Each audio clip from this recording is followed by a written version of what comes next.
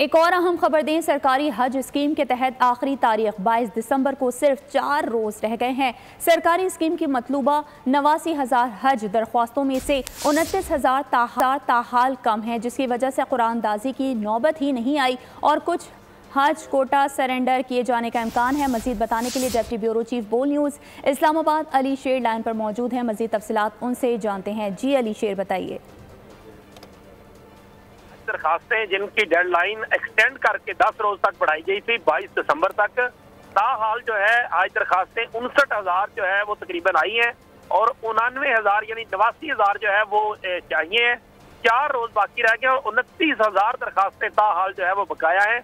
यानी 4 रोज में 29,000 दरखास्तें आएंगी तो तब जाके जो है वो कुरानदाजी से बचा जा सके, कुरानदाजी होगी। और अगर ये दरखास्तें पूरी नहीं होती तो फिर कुरानदाजी नहीं होगी। इस तरह से ये पाकिस्तान में पहली बार होने जा रहा है कि महंगाई और गुर्बत के बायस लोगों की कुव्वत खरीद कम हुई है, जिसकी वजह से हज दरखास्तें बहुत कम आई हैं। जो स्पॉन्सरशिप स्कीम थी जिसमें डॉलर्स में फीस जमा कराया जाना है, उस 25,000 में से तकरीबन 2900 के करीब अब तक दरखास्तें जो है वो जमा हो सकी हैं। बाकी दरखास्तें वो भी रहती हैं। जी ठीक है अली शेर, आपका बहुत शुक्रिया।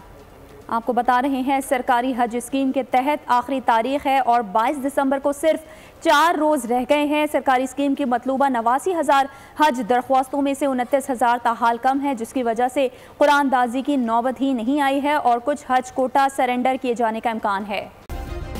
सब्सक्राइब करें और बेल दबाएं ताकि कोई खबर रह न जाए।